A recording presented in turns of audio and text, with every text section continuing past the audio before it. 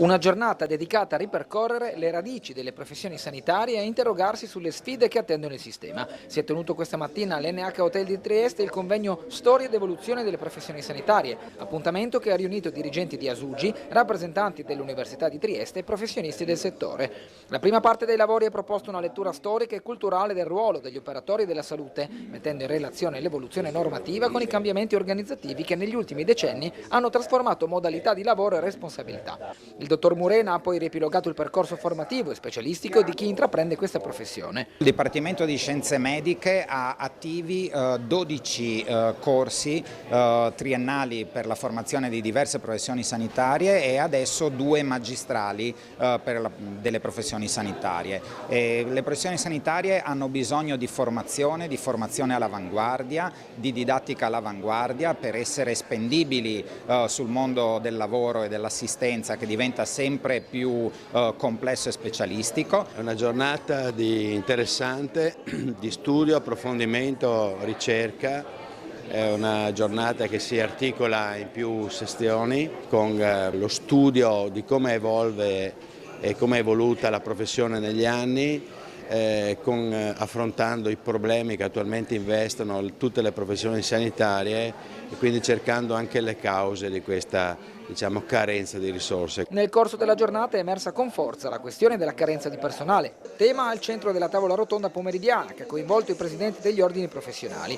L'analisi ha evidenziato cause strutturali e prospettato strategie per rendere più attrattivi percorsi formativi e contesti di lavoro. Accanto anche il problema delle aggressioni al personale sanitario, vera piaga di questi ultimi anni. Noi le istituzioni stiamo cercando in tutti i modi di adottare dei mezzi, degli strumenti per prevenire questo tipo di aggressioni. È evidente che la situazione è abbastanza critica e bisogna agire con grande determinazione. In chiusura spazio alla memoria storica. È stato infatti presentato il progetto di recupero dell'archivio della prima scuola infermieri di Trieste, un patrimonio documentale che racconta la crescita della formazione infermieristica fino agli anni 90 e che oggi trova una nuova valorizzazione grazie alla mostra allestita per l'occasione alla Sala Xenia delle Rive. All'interno della mostra troverete tante cose, principalmente i documenti storici. Abbiamo recuperato questi documenti dal 1914 fino al 96-97, quando è stata chiusa poi la scuola Giulio Ascoli, ma troverete anche le vecchie divise,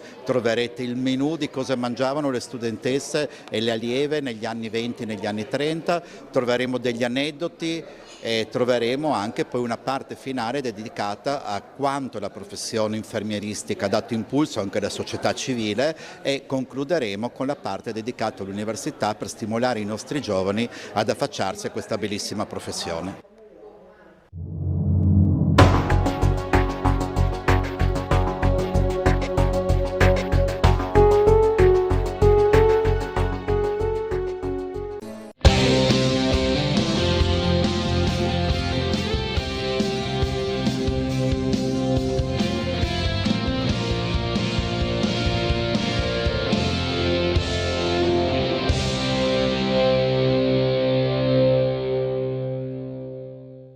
E la Camera di Commercio è un po' la casa di tutte le imprese del territorio, ecco, quindi per me è un onore particolare avere questo riconoscimento. C'è anche l'imprenditore triestino Enrico Samer fra i 69 premiati, 66 divisi in 4 categorie: imprese, imprese giovanili, imprese femminili e lavoratori dipendenti, e 3 riconoscimenti speciali, uno di questi consegnato proprio a Samer.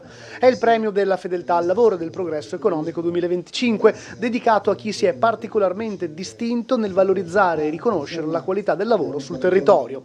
L'iniziativa, organizzata dalla Camera di Commercio della Venezia Giulia, è stata celebrata alla Fondazione Villa Russiz di Capriva del Friuli. Abbiamo voluto fare in questa cornice intanto di Via Russi, dove la Camera di Commercio è impegnata attraverso la mia presidenza della fondazione, ma soprattutto abbiamo voluto dare, in un momento in cui si parla tanto di crisi economiche, di guerre, di problematiche, di ricambio generazionale, dell'inverno demografico, eccetera, eccetera, mettere in evidenza, mettere in primo piano i lavoratori da una parte e le imprese dall'altra, e oggi andremo a premiare imprese e lavoratori che sono tanti anni, i lavoratori che stanno nella stessa impresa, e nel contempo anche le imprese che hanno dato un segno nel nostro territorio di investimenti, di sviluppo economico, ma di dar tanto lavoro al territorio.